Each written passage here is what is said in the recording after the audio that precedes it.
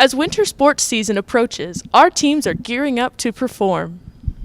From basketball to bowling to wrestling, this year's going to be great. Let's start off with wrestling. Wrestling is riding a high after bringing home an individual state title last year. We have 2 returning state place winners, senior Riley Anderson, who placed 4th in the tournament, and junior Chase Pfizer, who finished 7th. Junior Porter Smith was also a state qualifier last year.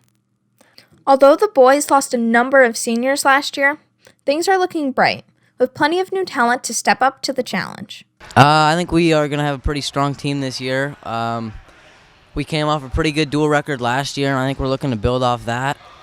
We lost a lot of good seniors, but we also have a lot of young talent coming up, and I think that can really benefit us in a way that we haven't seen before, and I'm very excited and looking forward to this season. The boys started practice on November 16th. The long, grueling practices are setting them up to place well in tournaments and win duels. They're working very hard with some big goals this year, with the goal of making it to Wells Fargo at the end of the year. We lost a lot of seniors last year, probably 12 to 13 seniors. Our guys now just got a lot of experience last year with a few injuries that we had on the team, so we should be bouncing back pretty easily this year, and I'm expecting another top 10 finish at the state tournament.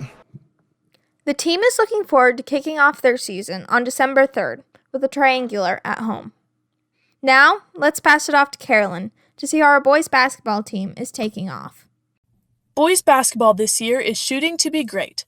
With most of last year's starters returning to play, the chances for success are high. Seniors Ben Trolson, Cade Eichmeyer, and Braden Miller enter the season ready to attack, along with some of the other top scorers like Colby Collison, who averaged 13 points a game. The entire team began to practice on the 16th and looks ahead to some of their first games as December comes around. The coaches are returning this year as well. Travis Evans and Bob Wiersma remain the instructors this year for the team. Although COVID's grasp by have no means retreated in this season, our boys are jumping the hurdles as necessary to show off the talent that we know they have. We asked Coach Evans about what he thinks the potential for his team is this year. You just want to go out and compete every night, and that's kind of our goal this year, is to make sure that we compete night in and night out. And then, when you do that, a lot of times good things happen to you and so forth. So I guess that's just the expectation and our goal for this upcoming year. Thanks, Coach. Next, we're going to get the scoop from Bridget, who visited the girls' basketball team.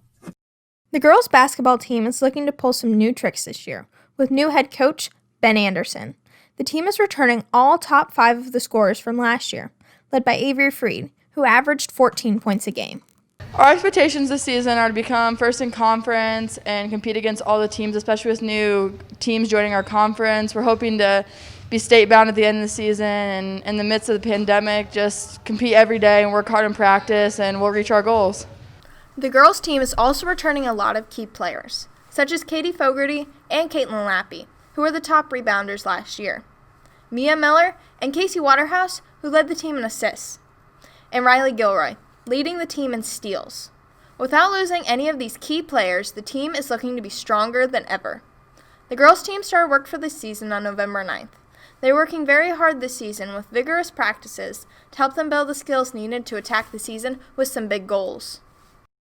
Well, I think everybody's goal is always the same. You want to play as far as you can into the season and make it to state. I think that's a big-time goal for everybody. But also, learning new things is hard, and I think that taking what we've given them to learn and apply it to games to be successful is a huge goal of ours. But also, just being positive and having a great season and something you can be proud of and being part of something big. That's kind of our big goal. The team started the season with a jamboree on November 16th at Roland Story. Next, let's roll it over to Carolyn to see how bowling is going. Bowling knocked down the start of its season when their tryouts happened during the week of November 9th. Many of the highest-scoring bowlers returned, including Cameron Dugman, Shane Page, Ryan Stanley, and Landon Sparks. And for the girls, Tori Carroll, Skylar Mullen, and Kendall Anderson. They are all ready to do big things this year. The bowling team did very well last year, having girls place 9th and 14th in state, and the boys placed a freshman in 9th as well. Off these placements, it's easy to predict a very good season for their team. as their coaches, Matt Johnson and Christian Vandahar, remain ever ecstatic about their coming season. We're looking forward to a great season this year. We've got probably our most talented team we've had in the 6 seasons that we've been doing this. Boys are loaded, girls are pretty loaded. We're really looking forward to seeing how things develop throughout the year. Hopefully, health-wise, we can keep things going through COVID. With 13 girls and 14 boys, the BF bowling program is fully loaded for its season. Practices have begun and the team now prepares for their first competition. Of course, with all the sports mentioned, like with the pandemic's impact on sports last year, we find that this season is rather unpredictable, and while we always hope for the best, we can't be 100% sure that all the sports will be able to finish their seasons properly. Keeping this in mind, we wish all our athletes only the best and cheer them on as they compete for Bondurant for our high school.